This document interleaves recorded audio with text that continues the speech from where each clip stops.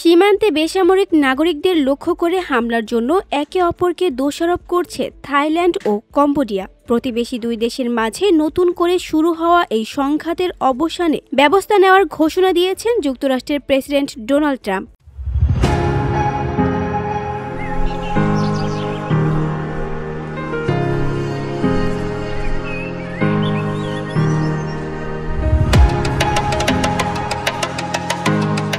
তিনি বলেছেন, Thailand Cambodia সংঘাত থামাতে এবং জুলাইয়ে তার মধ্যস্থতায় স্বাক্ষরিত যুদ্ধবিরতি রক্ষায় উভয় দেশের সঙ্গে টেলিফোনে কথা বলবেন।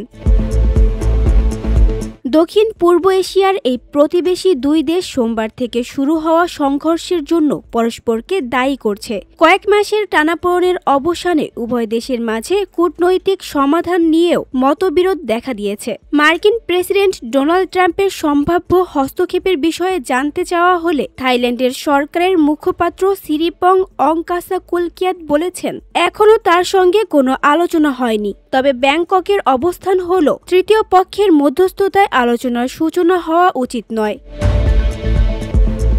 ব্রিটিশ বার্তা সংস্থা রয়টার্সকে সিরিপং অংকাসাকুলকিয়াত বলেন, এটা কোনো মধ্যস্থতাকারী দিয়ে শুরু হওয়া উচিত নয়। এটা থাইল্যান্ডকে হুমকি দেওয়া বন্ধ এবং আনুষ্ঠানিকভাবে থাইল্যান্ডের সঙ্গে আলোচনার অনুরোধ জানিয়ে কম্বোডিয়ার অবস্থান পরিবর্তনের মাধ্যমে শুরু হওয়া উচিত। কম্বোডিয়ার সরকারের মুখপাত্র পেন বোনা বলেন, নমপেনের অবস্থান অপরিবর্তিত রয়েছে। তারা কেবল শান্তি চায় এবং প্রতিরক্ষামূলক অবস্থানে থেকে কাজ করছে।